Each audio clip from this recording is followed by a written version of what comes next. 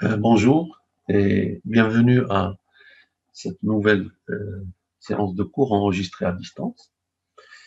Euh, cette séance portera sur les acteurs et les opérations de l'économie nationale, et spécifiquement les notions de secteur institutionnel et d'opération économique. L'objet donc, ou plutôt l'objet de ce chapitre est de présenter, comme j'ai dit, les acteurs et les opérations traitées dans le cadre du système de comptabilité nationale marocain. En effet, les comptes nationaux du Maroc sont établis depuis 2010 selon les recommandations du nouveau système de comptabilité nationale des Nations Unies, donc le système de comptabilité nationale des Nations Unies de 2008, et ce comme on l'a souligné dans le chapitre précédent. Ainsi, le système de comptabilité nationale marocain propose donc une représentation cohérente et unifiée du circuit de l'économie nationale. On l'a dit au niveau de on l'a dit la fois passée, on a dit que l'objet de la comptabilité nationale est de saisir les opérations économiques dans le cadre d'une logique de circuit. Et donc cette représentation repose sur une nomenclature des agents. Donc cette notion de nomenclature est une notion très importante, on va le voir un peu plus loin, et qui est à la base de la conception des systèmes de comptabilité ou du système de comptabilité nationale. Et donc on a dit que cette représentation repose sur une nomenclature des agents dénommés secteurs institutionnels. Et pour décrire les activités économiques nationales, le système repère, ou plutôt dégage, trois catégories d'opérations importantes, à savoir les opérations sur produits, ce qu'on appelle les opérations sur biens et services, deux, les opérations de répartition, et trois, les opérations financières. On va voir par la suite, concernant les opérations sur produits, juste une petite remarque, c'est que ces opérations, ils sont reliées par des relations d'équilibre fondées sur l'égalité comptable que vous connaissez, qui est l'égalité ressources ou l'équilibre ressources-emploi ou l'égalité ou l'équilibre, ce qu'on appelle aussi l'équilibre sur biens et services. Donc voilà, si vous voulez, pour cette petite présentation pour introduire ce chapitre.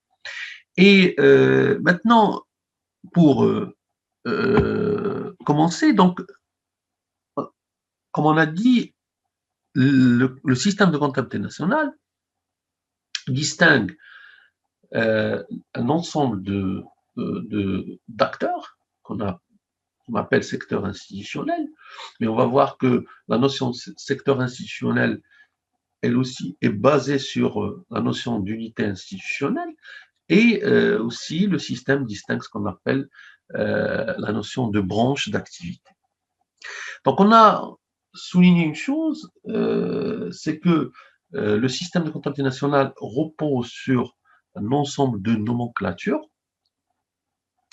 et c'est pour cela que le système de comptabilité nationale passe d'abord par la mise en place de ces nomenclatures. C'est-à-dire, si j'ai à définir ou à donner une petite définition de ce qu'on entend par nomenclature, ce sont des méthodes qui sont employées pour établir généralement des classifications, pour élaborer des listes énumératives, ainsi de suite. Et donc, toujours dans l'objectif d'opérer des classifications. Maintenant, si j'ai à donner des exemples, dans le champ ou dans le domaine douanier, donc on parle de nomenclature des douanes, ou la nomenclature douanière, par exemple, et cette nomenclature liste tous les produits et toutes les marchandises soumis au droit de douane. Si je prends un autre exemple, donc la nomenclature budgétaire, qui est une liste détaillée des recettes et des dépenses figurant dans le budget. Et justement, un autre exemple, bien sûr, les nomenclatures dans le domaine comptable, sont au niveau comptabilité générale, mais aussi au niveau comptabilité nationale, qui sont des classifications de comptes, ou comme on le verra au niveau comptabilité nationale, donc classification des branches, des secteurs, des agents, des opérations, ainsi de suite. Alors, donc on a dit que ces nomenclatures constituent donc un élément clé, au même titre que l'architecture comptable elle-même. Et ce sont ces nomenclatures, si vous voulez, qui déterminent le contenu des différents postes retenus pour constituer les comptes ou pour élaborer les comptes nationaux. Et ces nomenclatures, comme on l'a souligné, touchent les agents, donc les secteurs institutionnels, les branches, les flux et les stocks. Donc les flux et les stocks au niveau comptabilité nationale, on va revenir sur ces notions en détail, les biens et services et les fonctions économiques. Alors, le premier type de nomenclature retracée concerne euh, le classement des différentes unités économiques exerçant sur le territoire économique selon donc la notion de territoire économique, si on va la voir par la suite, et on va la distinguer, on va faire une distinction entre cette notion et la notion de territoire telle que définie sur le plan politique et institutionnel. Et donc, on a dit que le premier type de nomenclature concerne le classement des différentes unités économiques exerçant sur le territoire économique selon des ensembles les plus homogènes possibles. Euh, et ces nomenclatures, bien sûr, supposent ou exigent que ces classifications répondent à deux critères importants. D'abord, il faut que les unités, parce que c'est un travail de classement, c'est un travail de classification, si vous voulez. Et donc, d'abord, il faut que les unités soient statistiquement saisissables, ça veut dire qu'il faut qu'elles soient repérables. Hein. Au niveau de l'économie nationale, comme on va le voir par la suite, il y a des millions d'agents d'une unité, mais aussi il y a des unités qui opèrent dans le secteur informel, dans des et là, toute la question est de savoir est-ce que ces unités sont repérables, sont saisissables statistiquement parlant, c'est-à-dire est-ce que on peut recueillir des informations quant à leur activité, production,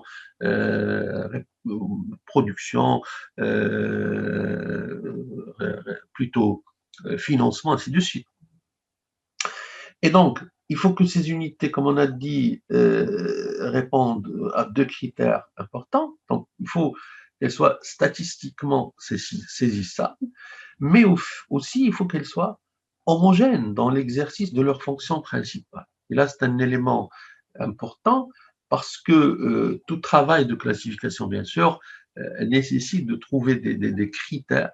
Et parmi les critères qu'on utilise au niveau comptabilité nationale, c'est que la classification des unités économiques se fait sur la base de leur comportement et notamment sur la base de leurs fonctions principales et de leurs ressources principales.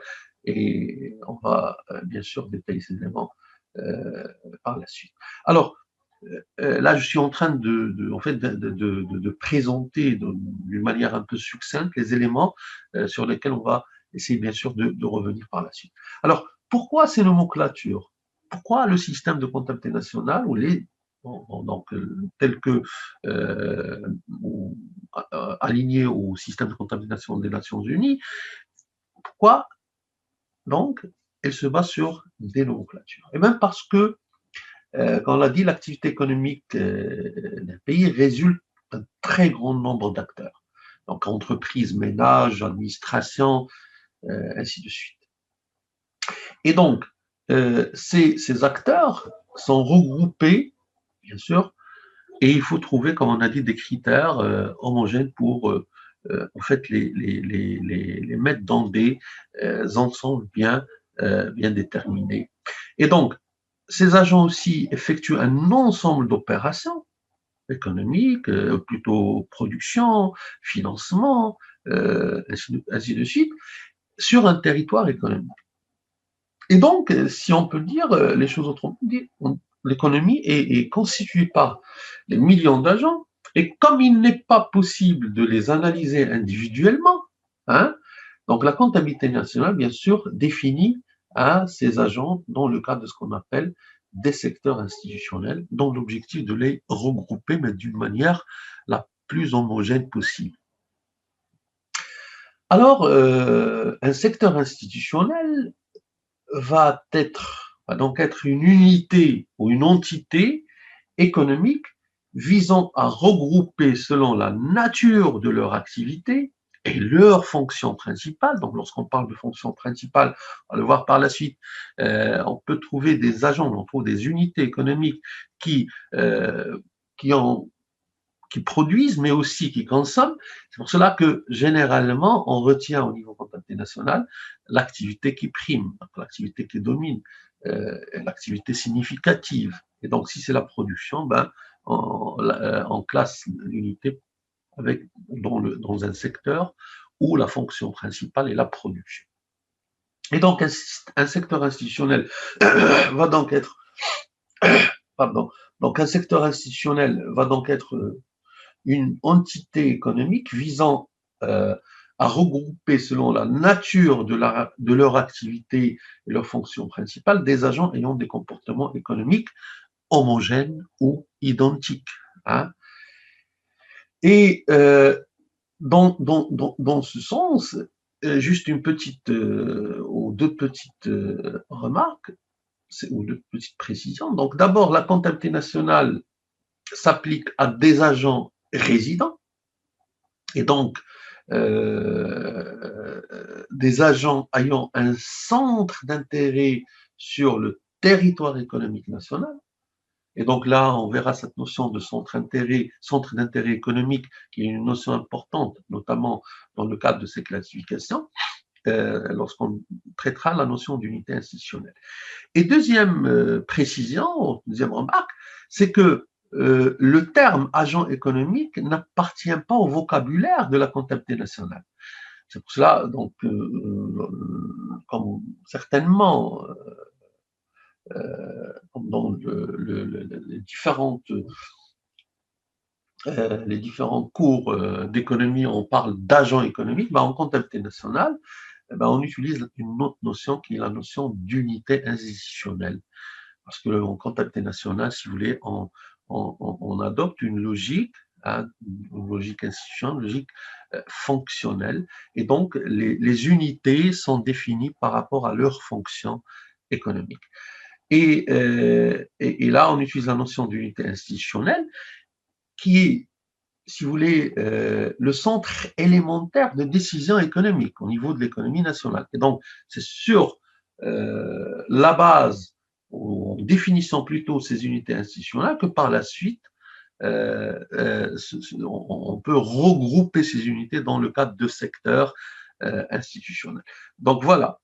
Alors, pour la notion d'unité institutionnelle, donc, comme on a dit, l'unité institutionnelle est un centre élémentaire de décision économique qui est caractérisé par une unicité de comportement et une autonomie de décision dans l'exercice de sa fonction principale.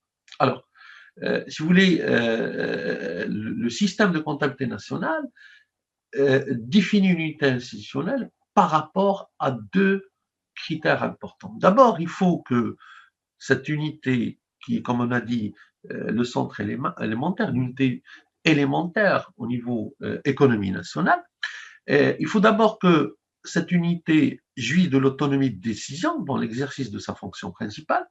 Donc cette autonomie de décision, on va le voir par la suite, elle est définie soit par le statut juridique, ou spécifiquement par le statut juridique, mais pas toujours, mais pas dans tous les cas, on le verra par la suite. Donc premier critère, c'est que cette unité jouit de l'autonomie de décision dans l'exercice de sa fonction principale, mais aussi il faut qu'il dispose d'une comptabilité économique ou une comptabilité complète, pardon, ou serait en mesure d'en établir une si cela lui était imposé. Ça veut dire quoi? Ça veut dire que, on l'a dit, donc le comptable national saisir, pour saisir l'activité économique et pour la quantifier, ben, il faut d'abord repérer les unités dans un sens comptable, si vous voulez, dans le sens où ces unités, en fait, produisent des informations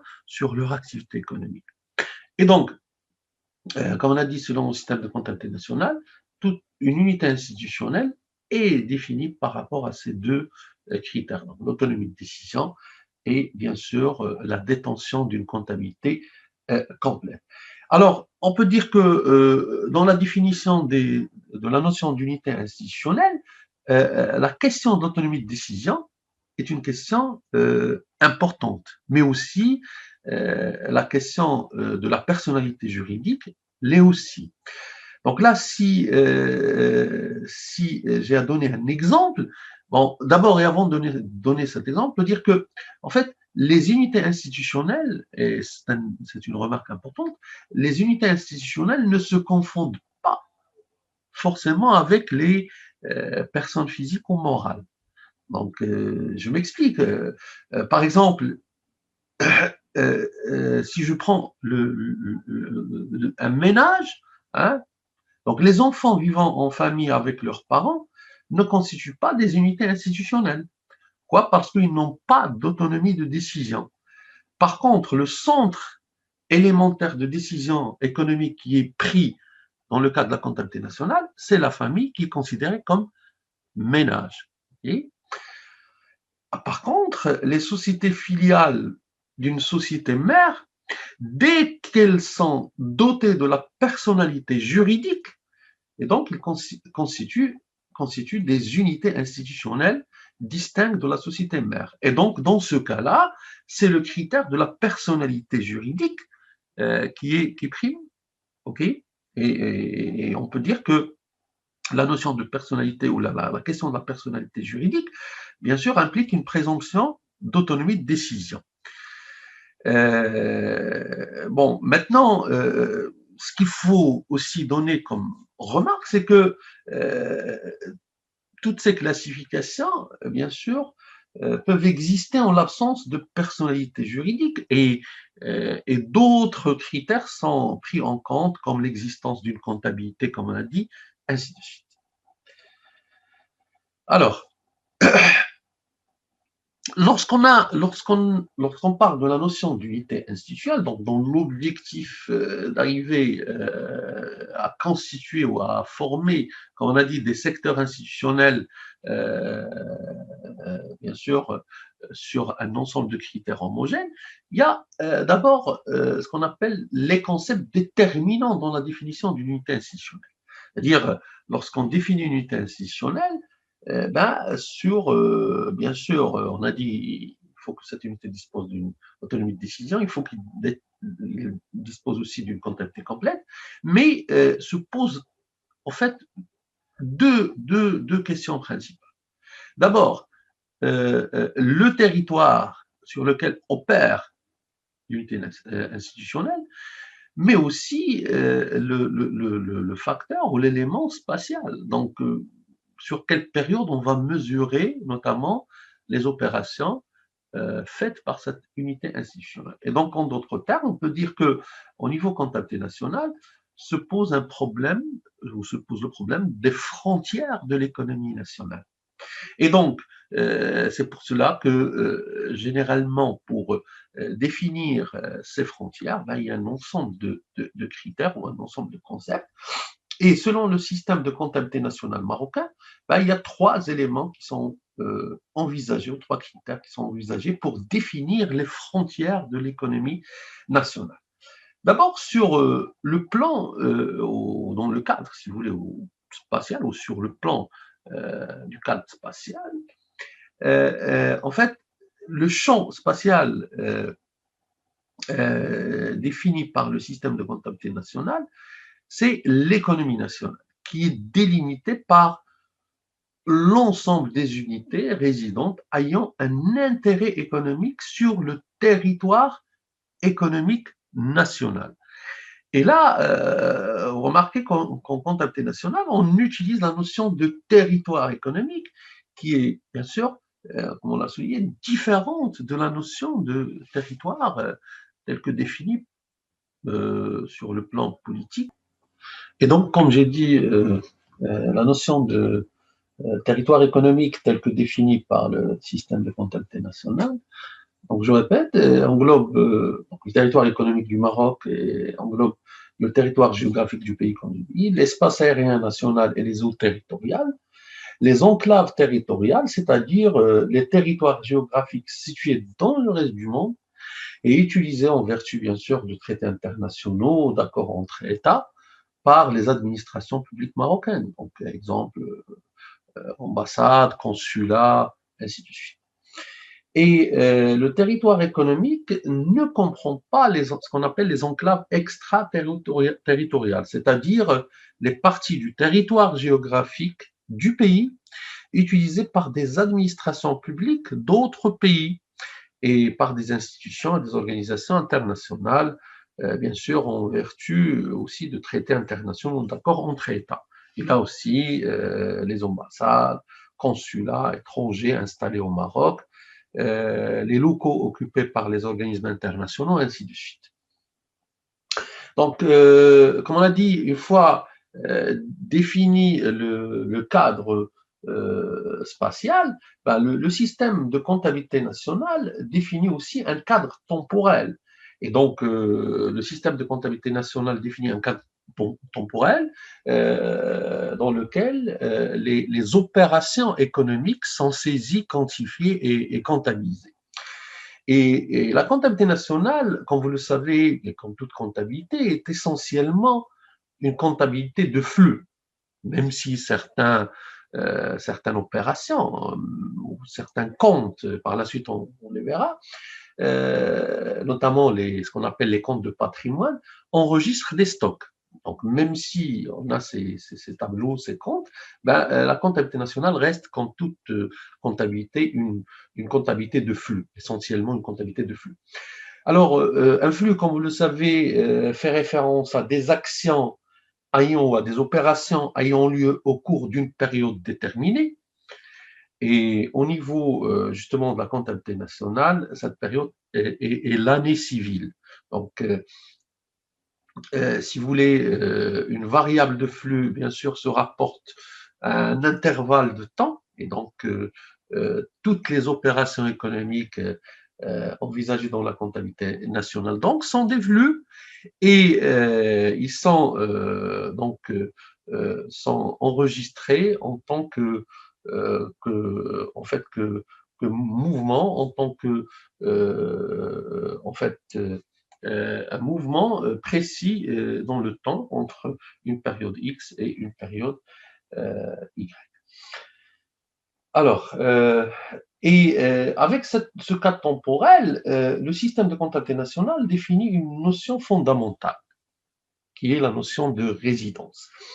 Et donc, le concept de résidence, si vous voulez, adopté dans le système de comptabilité nationale, comme d'ailleurs dans la balance des paiements, n'est pas déterminé par la nationalité ou par des critères juridiques, donc la nationalité de l'unité ou l'unité institutionnelle, ou par des critères juridiques, comme on a dit, mais la notion de résidence est déterminée justement en comptabilité nationale par le concept de centre d'intérêt de l'unité institutionnelle. Et donc, on dit que, en comptabilité nationale, qu'une unité institutionnelle est dite résidente lorsque son centre d'intérêt économique se trouve sur le territoire économique du pays, tel qu'on l'a, donc territoire économique tel qu'on l'a, bien sûr, défini auparavant. Alors, qu'est-ce qu'on entend par centre d'intérêt économique, hein? Troisième concept, une unité institutionnelle est réputée avoir un centre d'intérêt économique dans un pays, et là je cite la définition donnée par le système de comptabilité nationale.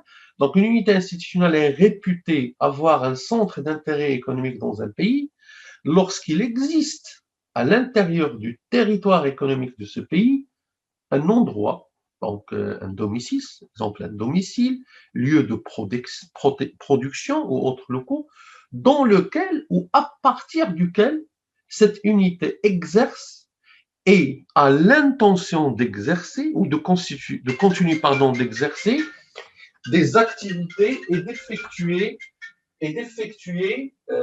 des opérations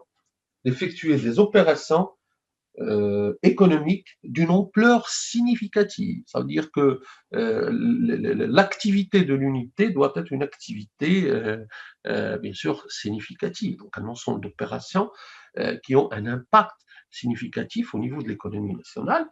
Et donc, d'effectuer des opérations économiques d'une ampleur significative pendant une période relativement longue, un an ou plus. Donc, je récapitule pour la définition du cadre temporel au niveau comptabilité national. Donc, on a ces deux notions, à savoir la notion de résidence et la notion de centre d'intérêt économique. Et donc, une unité est, comme on a dit, est considérée comme résidente lorsqu'il a un centre ou lorsqu'elle est réputée avoir un centre d'intérêt économique, bien sûr, dans un pays, en fait, pendant une période relativement longue, à savoir un an ou plus. OK? Et un dernier élément à ajouter toujours au niveau de la définition, si vous voulez, de ce cadre, ou à ajouter à ces cadres spatial et temporels, c'est ce qu'on appelle, ou plutôt la question de l'évaluation monétaire. C'est une question qui est très importante aussi au niveau comptabilité nationale. Donc là, je souligne que toutes les données de la comptabilité nationale sont exprimées en monnaie nationale. Et donc, la monnaie nationale sert d'étalon de valeur commune et permet d'agréger des opérations et des produits très différents. Donc là, comme vous le savez, au niveau d'une économie nationale, la production nationale, elle est hétérogène. Donc, on a plusieurs types de produits, de biens, donc biens d'investissement, biens de consommation finale, ainsi de suite. Et justement, comment on valorise, si vous voulez, on exprime en monnaie nationale la valeur de cette production, par exemple, c'est à travers, bien sûr, le principe de la pondération des quantités par les prix. Et donc, en comptabilité nationale, les quantités sont pondérées par les prix avant d'être agrégées, ça veut dire avant de, bien sûr, faire la somme ou dégager la production totale. Et donc, si vous voulez, la comptabilité nationale aussi, un autre élément, donc la comptabilité nationale évalue les biens au prix courant, ou ce qu'on appelle le prix du marché, ou le prix de marché, non? C'est-à-dire, les biens sont évalués à la valeur à laquelle ils sont ou pourraient être échangés sur un marché. Bien sûr, cela peut poser des problèmes de comparaison, d'interprétation quand les prix varient entre deux périodes. Et là, c'est toutes les questions de l'inflation, mais aussi de ce qu'on appelle les questions d'augmentation des prix. Bon, ces éléments, on les verra un peu plus loin. Donc là, je récapitule. Donc, la comptabilité nationale définit un cadre spatial à travers le concept de territoire économique, mais aussi un cadre temporel à travers les notions de résidence et de centre d'intérêt économique tels qu'on les a définis, et aussi la comptabilité nationale, en fait, adopte un principe d'évaluation monétaire basé sur notamment un étalon de valeur comme qui est la monnaie nationale, à travers, bien sûr, une pondération des quantités par les prix. Alors, pour les nécessités de synthèse, donc là, jusqu'ici, on a parlé de la notion en fait, d'unité institutionnelle, de la définition du cadre spatial, temporel, et aussi de l'évaluation monétaire. Et donc, pour les nécessités de synthèse, si vous voulez, le comptable national ne peut, ou plutôt les nécessités de synthèse ne permettent pas au comptable national de s'intéresser à chaque unité institutionnelle prise individuellement. Donc, c'est pour cela que ces unités sont regroupées en ensemble homogène, dit secteur institutionnel. Et ces secteurs institutionnels, à leur tour, peuvent être subdivisés en sous-secteurs.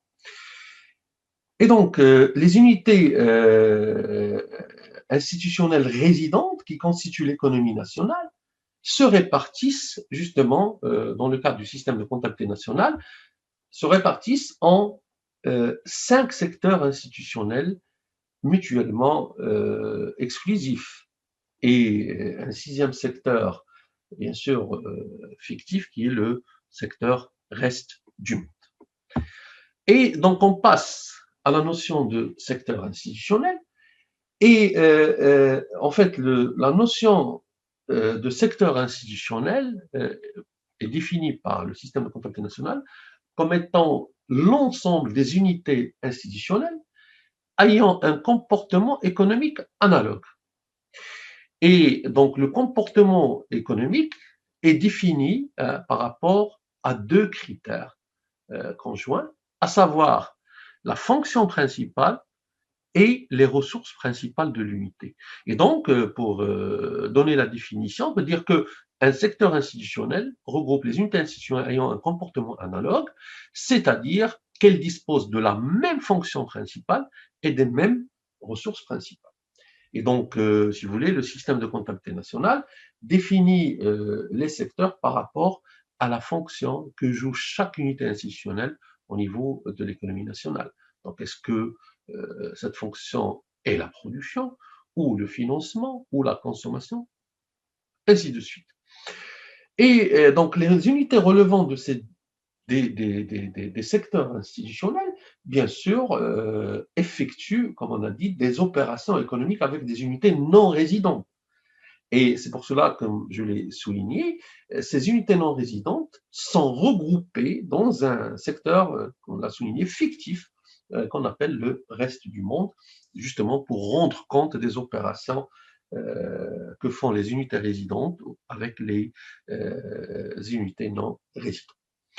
Et donc, les unités institutionnelles sont regroupées en secteurs institutionnels, comme on a dit, et le système de comptabilité nationale distingue, hein, comme on a dit, 5 secteurs institutionnels résidents et un secteur institutionnel, bien sûr, qui est le reste du monde.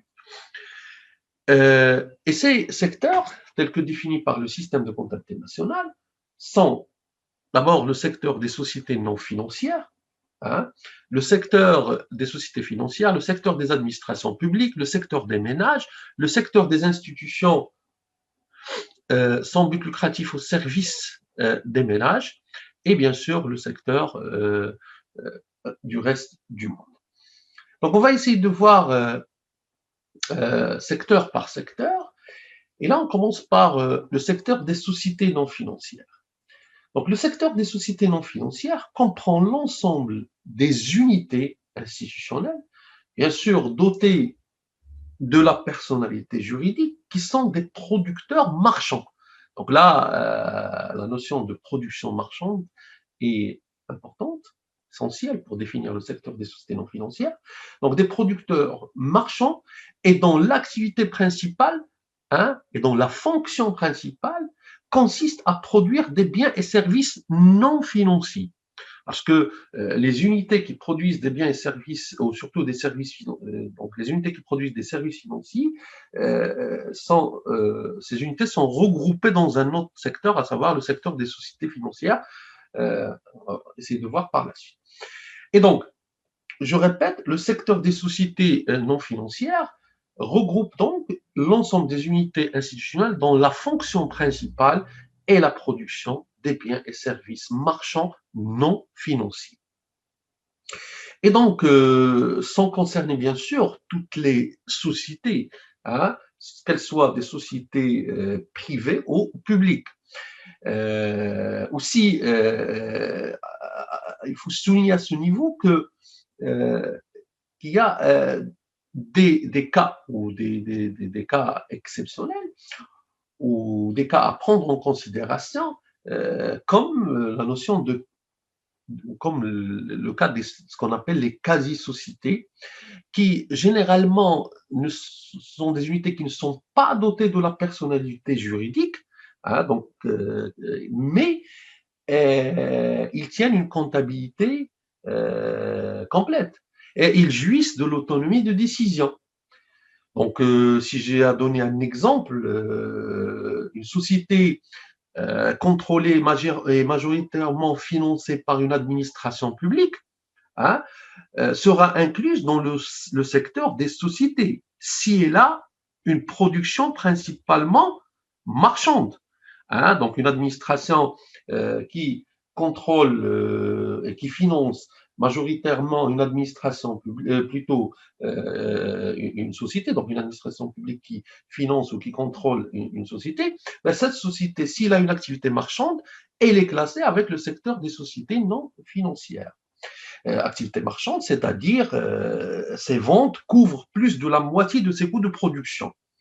Dans le cas inverse, où cette société a une production principalement, donc production principale, donc activité principale non marchande, ben, il sera prise en compte dans le secteur des administrations publiques. Vous voyez, donc là, vous voyez que la comptabilité nationale représente en quelque sorte une modélisation, donc, en quelque sorte, de la réalité, et parfois pour des questions notamment de simplification aussi, ben, on opère ces classements.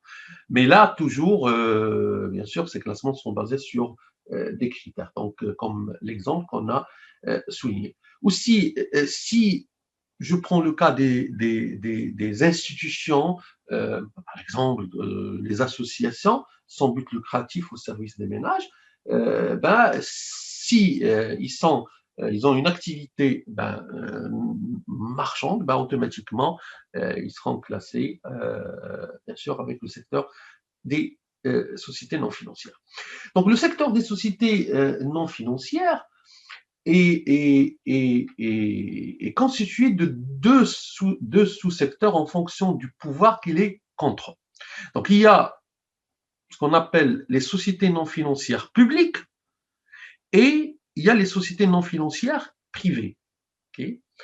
Alors, pour le sous-secteur des sociétés non financières publiques, donc il s'agit des entreprises non financières, résidentes, contrôlées par des administrations publiques. Hein, donc le contrôle, il est fait par des administrations publiques. Alors, le contrôle sur une société se définit plutôt comme le pouvoir d'en déterminer sa politique générale et bien sûr choisir ses administrateurs en cas de besoin. Donc, lorsqu'une administration, lorsqu'une entreprise est contrôlée, une société pardon, est contrôlée par une administration publique, ben, c'est-à-dire dans le sens qu'elle détermine sa politique générale et qu'elle choisit ses administrateurs, ben, on parle de sociétés non financières publiques. Alors, ce pouvoir de contrôle, justement, qui est exercé par l'administration, les administrations publiques, notamment par les pouvoirs publics sur une société, elle est déterminée par, si vous voulez, il est repéré à travers trois critères importants. Soit que l'administration publique détient plus de la moitié des parts de capital social, bien sûr, de la dite société, et la détention de la moitié des parts de capital social, bien sûr, sont assortis des droits de vote. Ça veut dire que l'administration publique qui contrôle la dite société, en fait, dispose d'un droit de vote qui équivaut bien sûr aux parts de capital social détenues.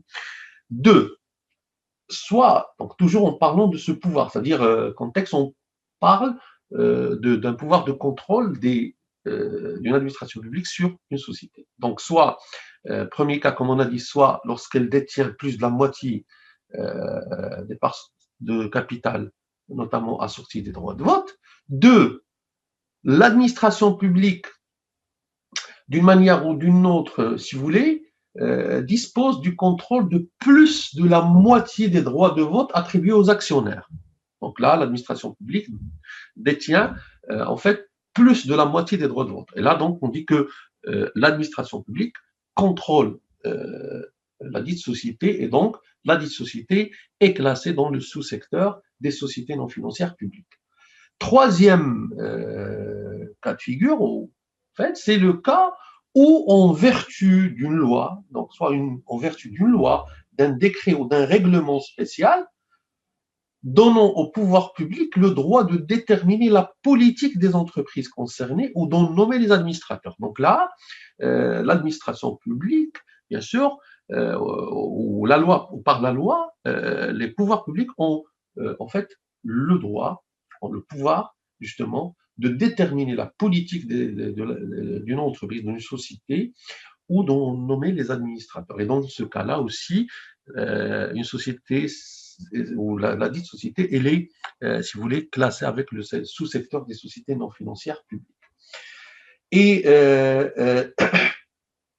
et donc, pour avoir ce contrôle, si vous voulez, une administration publique n'a pas besoin de détenir elle-même des parts assorties du droit de vote. En fait, une société publique peut en effet être filiale d'une autre société publique dont une administration publique détient la majorité des parts assorties du droit de vote.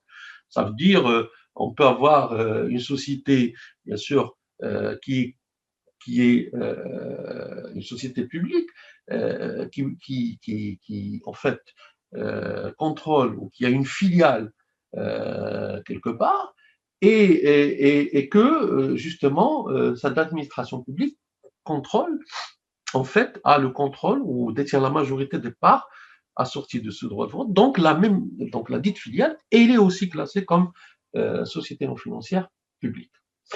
Alors, pour le cas toujours au niveau du sous-secteur des sociétés non financières publiques, donc les institutions sans but lucratif dotées de la personnalité juridique, contrôlées et financées majoritairement par par des administrations publiques, ne font pas partie des sociétés publiques, mais figurent dans le secteur des administrations publiques. Donc voilà, il faut faire très attention à cet élément. Donc les institutions sans but lucratif, hein, donc associations, clubs, ainsi de suite, dotées de la personnalité juridique, qui ont une personnalité juridique, mais qui sont contrôlées et financées majoritairement par des administrations publiques, ben, ils ne font pas partie des sociétés non financières publiques, mais ils font partie d'un autre secteur qui est le secteur des administrations publiques. Alors, par la suite, si on veut donc, si on veut donner une petite synthèse, on peut dire concernant le secteur des sociétés non financières publiques, le sous-secteur des sociétés non financières publiques, ben, on peut dire que une entreprise est considérée publique lorsque donc, la participation effective des pouvoirs publics à son capital social est de 50% et plus. Hein. 2, les pouvoirs publics dont la participation effective à son capital social est comprise entre 20 et 50% sont majoritaires vis-à-vis des autres actionnaires pris individuellement. 3, les pouvoirs publics ne sont pas majoritaires, mais ils contrôlent la dite société en vertu des statuts et des lois en vigueur. Donc voilà, si vous voulez, pour ce sous-secteur des sociétés non financières publiques. Alors, on passe au deuxième sous-secteur qui compose le secteur des sociétés non financières, à savoir le sous-secteur des sociétés non financières privées. Et donc, ce sous-secteur comprend l'ensemble des sociétés, quasi-sociétés non financières, qui ne sont pas contrôlées par les pouvoirs publics. Et donc, en cas de disponibilité des informations, donc ce sous-secteur peut être aussi classé en société non financière privée nationale, hein, donc les sociétés de droit privé hein, national, et aussi les sociétés non financières sous contrôle de l'étranger. On passe maintenant au deuxième secteur institutionnel, c'est le secteur des sociétés financières. Alors, le secteur des sociétés financières regroupe les unités institutionnelles résidentes dont la fonction principale est l'intermédiation financière. Donc, intermédiation financière, dire collecte de l'épargne disponible pour la redistribuer sous forme de prêts aux agents ayant des besoins de financement. Et donc, le secteur des sociétés financières regroupe les unités institutionnelles résidentes dont la fonction principale est l'intermédiation financière ou, bien sûr, l'exercice des activités financières auxiliaires très étroitement liées à l'intermédiation financière. Voilà. Et donc, si vous voulez, les opérations exercées par ces unités sont, comme j'ai dit, la réception de fonds, la gestion des moyens financiers et l'octroi, bien sûr, de crédit. Si vous voulez, les activités ou toutes les activités de type bancaire. Mais aussi la collecte des primes et versement des prestations de capitaux, notamment c'est le cas des assurances dommages et assurances vie, et la collecte des cotisations et paiements de retraite et de rente, notamment dans le cadre de ce qu'on appelle les organismes sociaux, les organismes de retraite. Et donc, si vous voulez, pour ce secteur de société financière, donc la décomposition se fait, ou elle est faite, ou plutôt ce secteur est scindé en deux, ou plutôt trois sous-secteurs, à savoir donc le sous-secteur des, pardon, donc le sous-secteur des établissements de crédit. Ok. Il y a ce qu'on appelle le sous-secteur aussi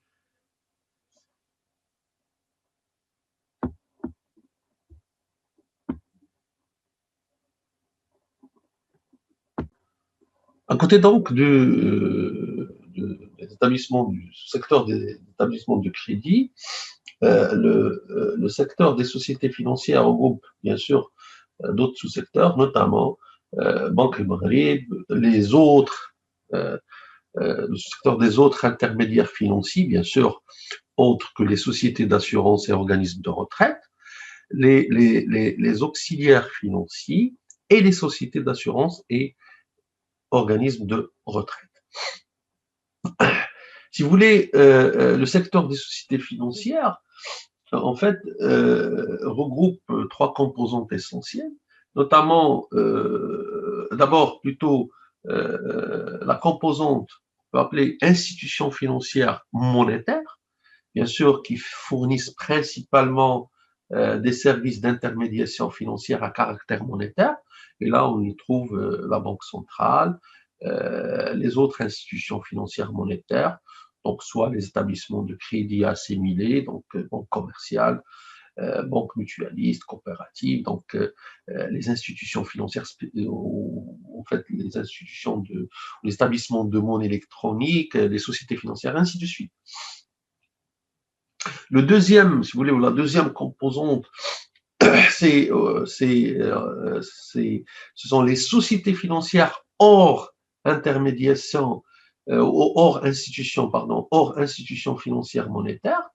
Et là, on trouve les fonds d'investissement non monétaires, on trouve ce qu'on appelle les autres intermédiaires financiers, comme les sociétés de crédit bail, les auxiliaires financiers, tels que notamment les sociétés de gestion de portefeuille, bureaux de change, ainsi de suite. Et troisième, si vous voulez, composant dans ce secteur, ce sont les sociétés d'assurance et les caisses de retraite, dont l'activité principale est la mutualisation des risques, c'est-à-dire mutualisation des risques, c'est-à-dire transformation des risques individuels en risques collectifs, en garantissant bien sûr le paiement d'une indemnité ou d'une prestation en cas de réalisation du dit risque. Et donc, si vous voulez, les ressources principales en fait, des sociétés d'assurance et des caisses de retraite, les ressources principales sont constituées par les primes contractuelles ou les cotisations sociales volontaires, notamment faites par les adhérents. Et donc, pour garantir en fait, les paiements d'indemnités, ben, les unités ou ces unités institutionnelles, bien sûr, sont, comme vous le savez, tenues de constituer des provisions. Voilà donc pour le secteur des sociétés financières. Et on passe au troisième secteur, à savoir le secteur des administrations publiques. Et donc, le secteur des administrations publiques comprend toutes les unités institutionnelles dont la fonction principale consiste à produire des biens et services non marchands destinés à la consommation individuelle et collective et à effectuer des opérations de redistribution de revenus et de la richesse nationale.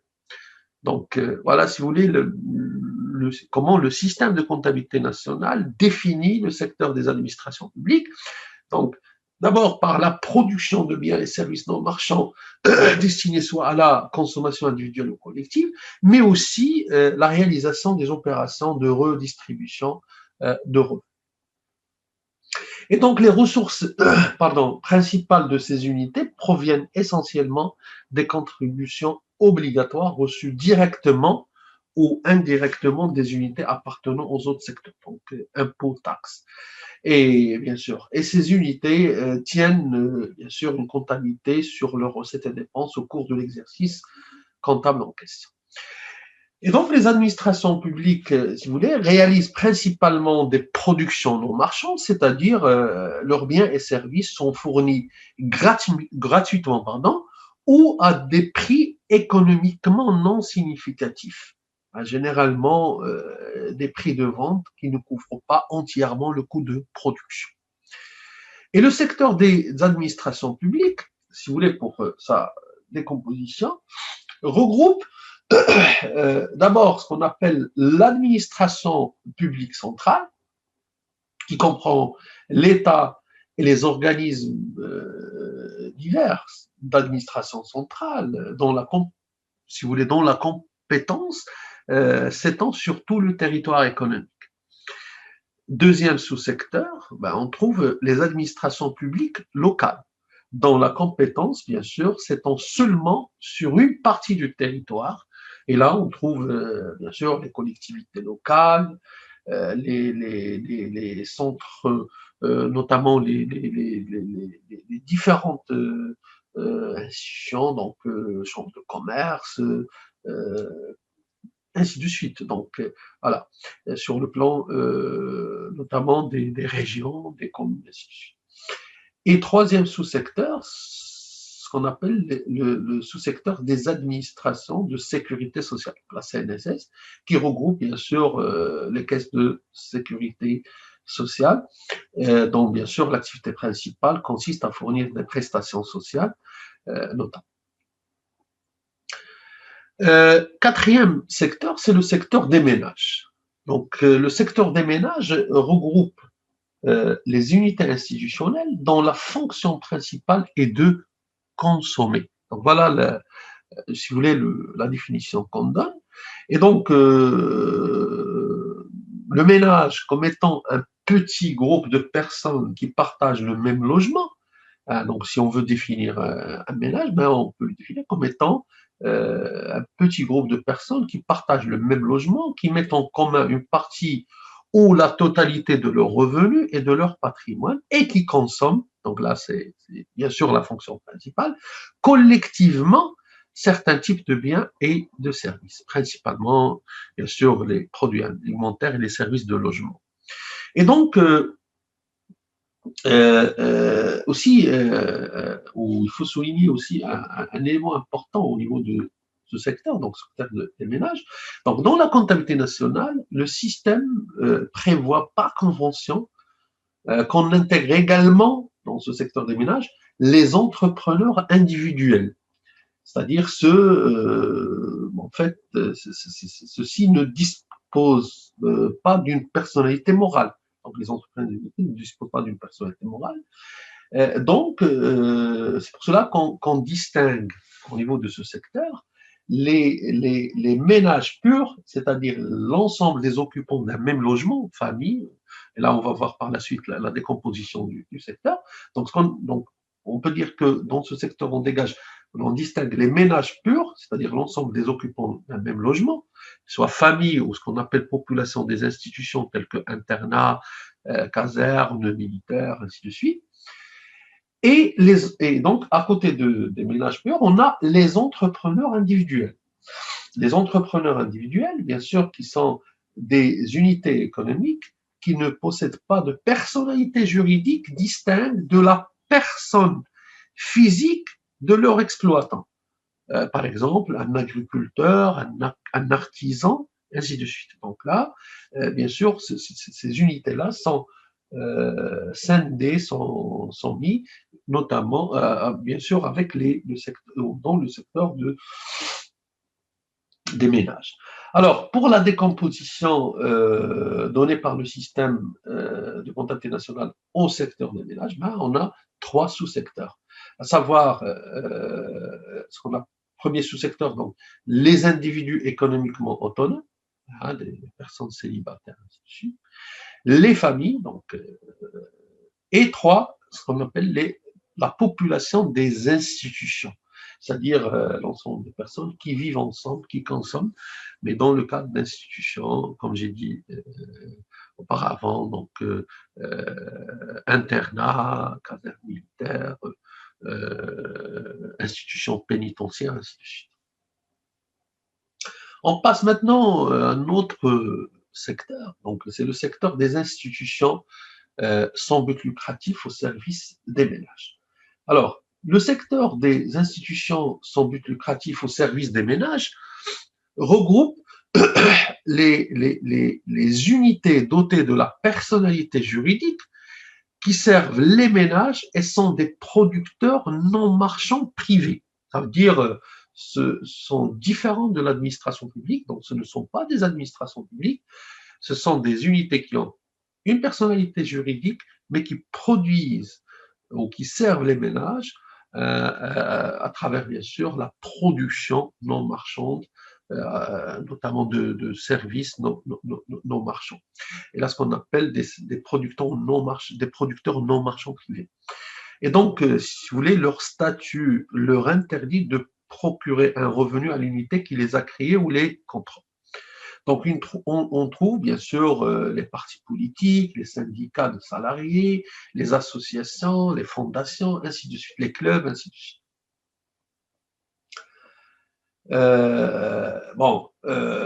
Une institution sans but lucratif au service des ménages, dont plus de la moitié des ressources est publique, ben, sera classée, bien sûr, comme on l'a souligné auparavant, avec ou là dans le secteur des administrations publiques. De même, si plus de la moitié des coûts de production sont couverts par le produit des ventes, hein, l'unité sera considérée comme un producteur marchand et donc elle est classée dans le secteur des sociétés, bien sûr, non financières ou financières. Ça dépend notamment de la nature de son activité. Donc cela justement pour rappeler encore une fois la méthodologie par laquelle justement opère le comptable national pour classer ou pour établir notamment la nomenclature des secteurs institutionnels. Donc le dernier secteur qu'on a, c'est le secteur reste du monde.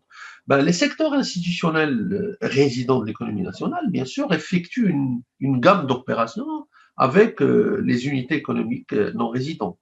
Et c'est dans ce sens que le système de comptabilité nationale prévoit justement un cadre où figurent aussi bien les flux que les stocks générés par ces unités en relation avec les unités résidentes. Et ce cadre, si vous voulez, s'appelle ou est dénommé le reste du monde. Voilà. Maintenant, l'approche qui est adoptée notamment par le système pour élaborer cette nomenclature des secteurs institutionnels, qui est une approche justement institutionnelle, reste insuffisante pour interpréter certains aspects de l'activité de production et qui sont des aspects importants. C'est pour cela qu'une décomposition plus fine, selon bien sûr les établissements qui composent les unités institutionnelles, est également retenue par le système de comptabilité nationale pour faire l'analyse du processus de production. Donc l'analyse du processus de production est une analyse fondamentale, notamment au niveau économique, et l'approche institutionnelle adoptée justement pour classer les unités dans les secteurs en fonction de leur fonction principale, ben, ne permet pas justement cette analyse-là. C'est pour cela que, au niveau comptabilité nationale, bien sûr, on développe un autre concept, bien sûr, qui est le concept de branche d'activité économique. Alors, une branche d'activité économique ou branche d'activité regroupe des unités de production homogènes, ok, et donc je vais aller à la définition. Donc, une branche d'activité économique est le regroupement d'établissements produisant des produits homogènes, ok. Et donc, une branche regroupe des unités de production homogènes, c'est-à-dire des unités qui fabriquent des produits ou produisent des services qui appartiennent au même, hein, à la même nomenclature d'activité économique telle que définie par le système de comptabilité nationale. Par contre, comme on l'a vu, lorsqu'on parle d'un secteur institutionnel, ben, un secteur regroupe des unités statistiques, donc entreprises qui sont bien sûr, par exemple, des unités légales. Donc, un secteur regroupe des unités statistiques classées selon leur activité principale. Et bien sûr, c'est pour cela qu'il est très important en fait, de définir, mais aussi d'utiliser la notion de branche pour notamment comprendre ou analyser le processus de production.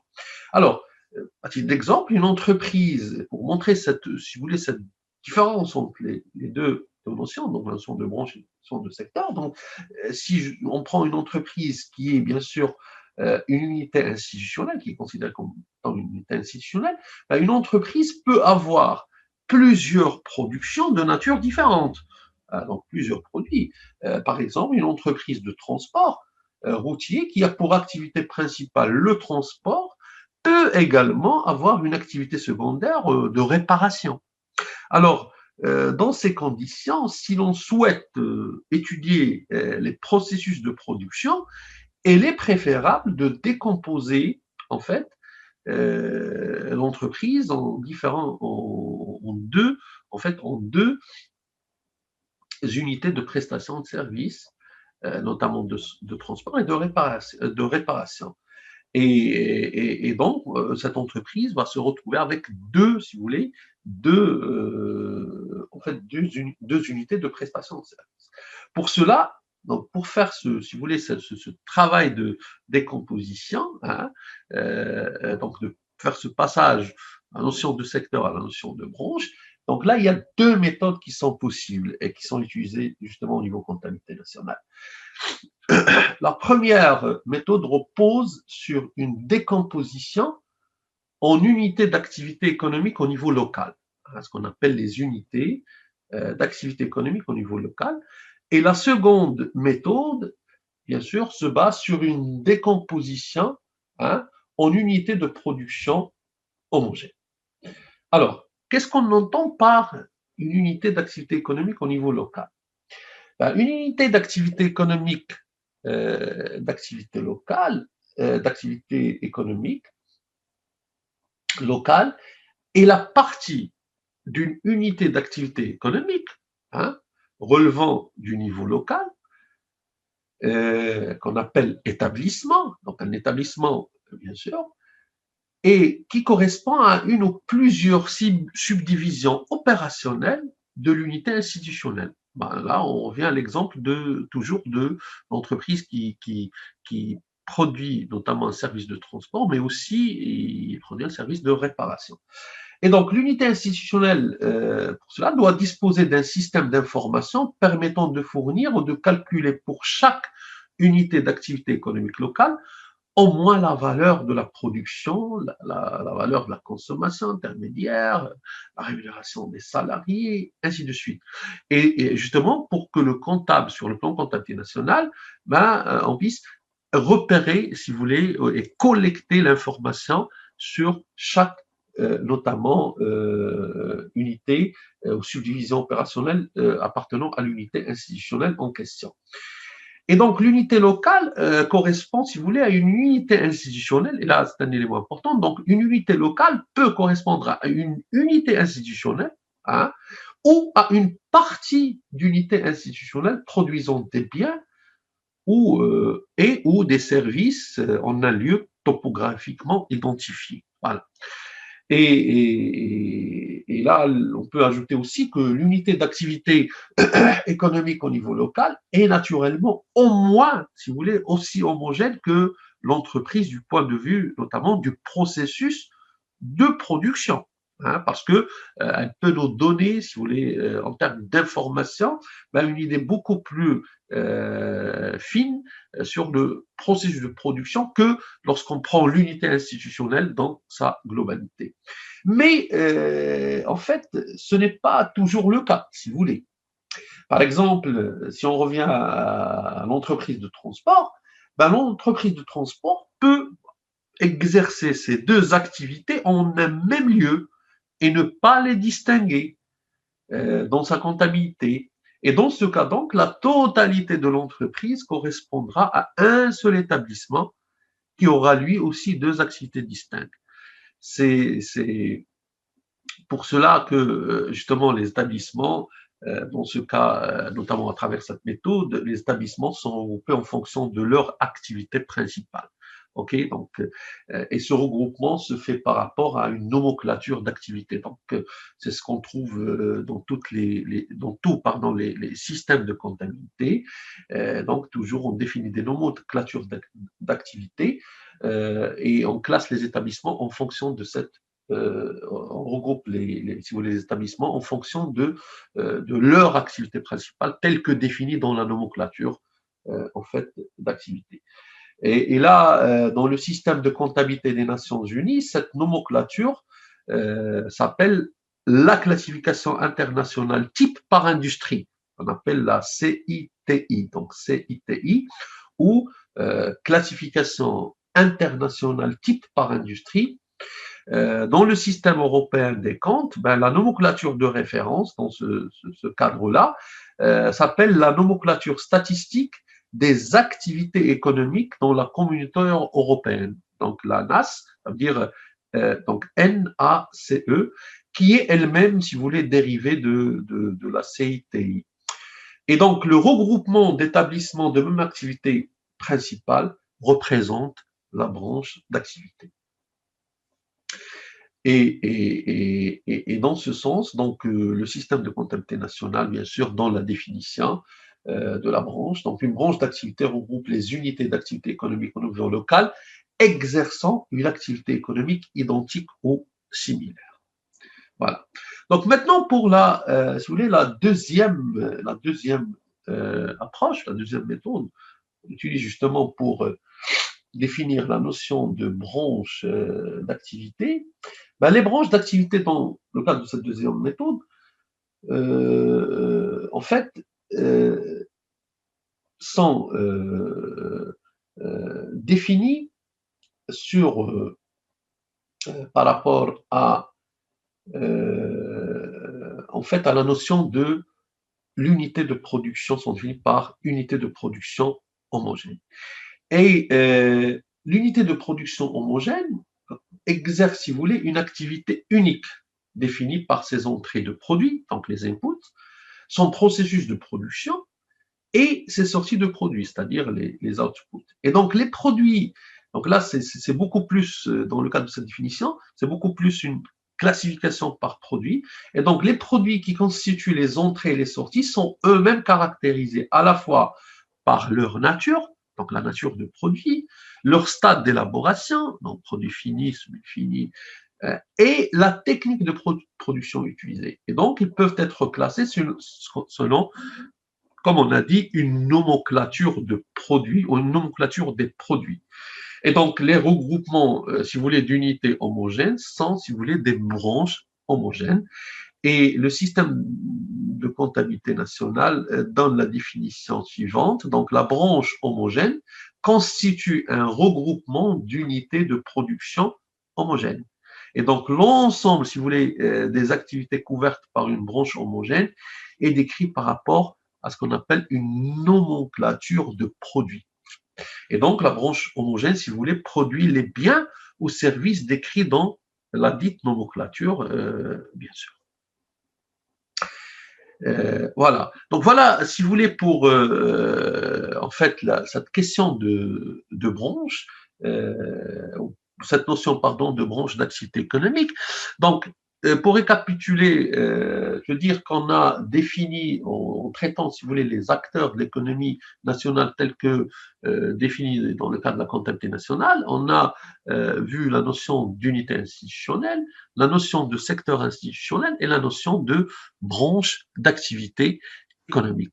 Donc maintenant, si on revient justement à cette notion de secteur, donc on présente, si vous voulez, à ce niveau, pardon, on présente au niveau de, donc là, un exemple d'affectation, comment se fait l'affectation des unités au secteur institutionnel. Bon, là, quand vous le remarquez, si vous voulez, sur le plan méthodologique, bon, si l'unité est résidente, automatiquement, il s'agit d'une unité résidente. Sinon, il appartient au reste du monde, au secteur reste du monde. S'agit-il d'un ménage ou d'un ménage institutionnel? Donc là, si c'est un ménage, oui, non. Donc, est-elle un producteur non marchand? Donc, si oui, est-ce qu'il est sous contrôle public? Oui, donc c'est une administration publique. Non, c'est une institution sans but lucratif au service des ménages. Est-ce que l'unité produit-elle des services financiers? Si oui, ça fait partie du secteur des sociétés financières. Sinon, il sera classé dans le secteur des sociétés non financières. Est-ce qu'elle est sous contrôle public? Si oui, c'est une société non financière publique.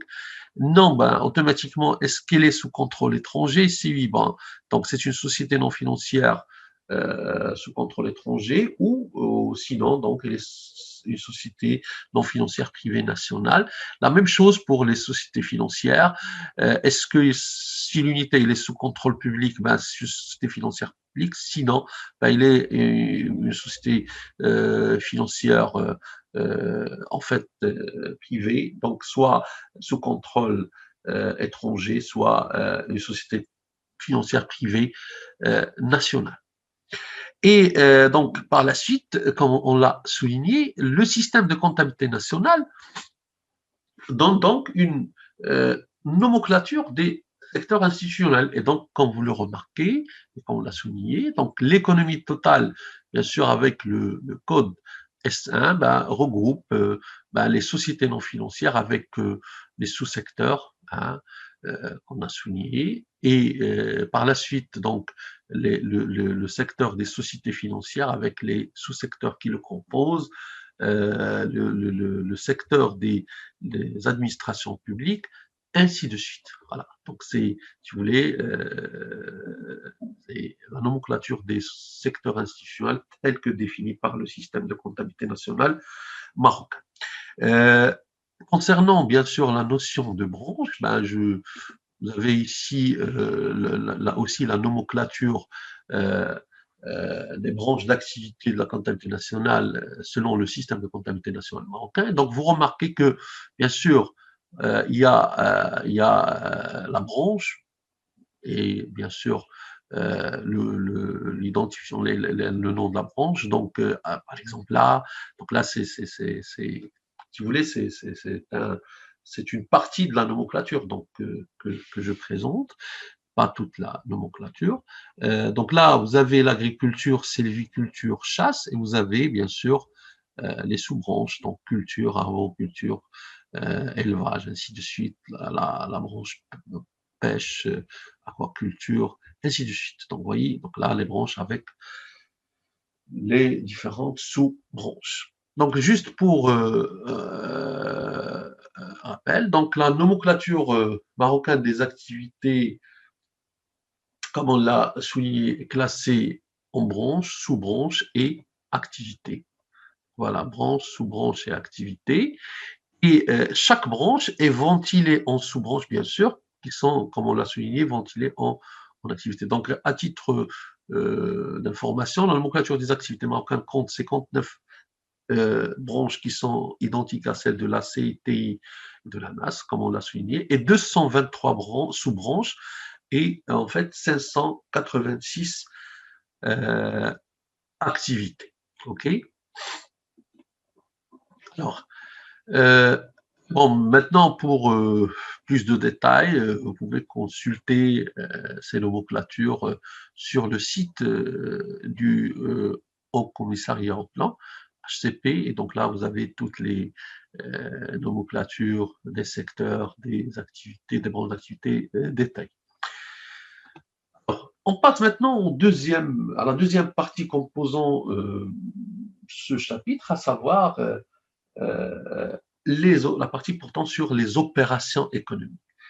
Et au niveau de cette partie, on va essayer de traiter les différentes opérations définies dans le cadre du système de comptabilité nationale marocain.